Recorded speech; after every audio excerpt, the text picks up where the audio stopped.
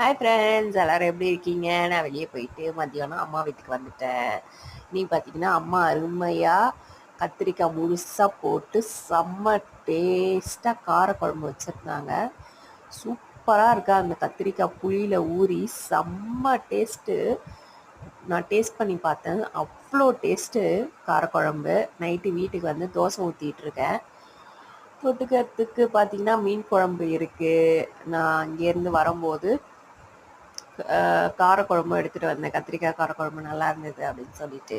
தோசைக்கு காரக்குழம்பு நல்லாயிருக்கும், மீன் குழம்பும் நல்லாயிருக்கும். ஆனால் நான் வந்து மீன் குழம்பு தான் ஊற்றி சாப்பிட போகிறேன். ஏன்னா தோசை இட்லிக்கு எப்பவுமே மீன் குழம்பு நல்லா தாராளமாக ஊற்றி நல்லா முழுகிற அளவுக்கு ஊற்றி சாப்பிட்டிங்கன்னா செம்ம டேஸ்ட்டாக இருக்கும்.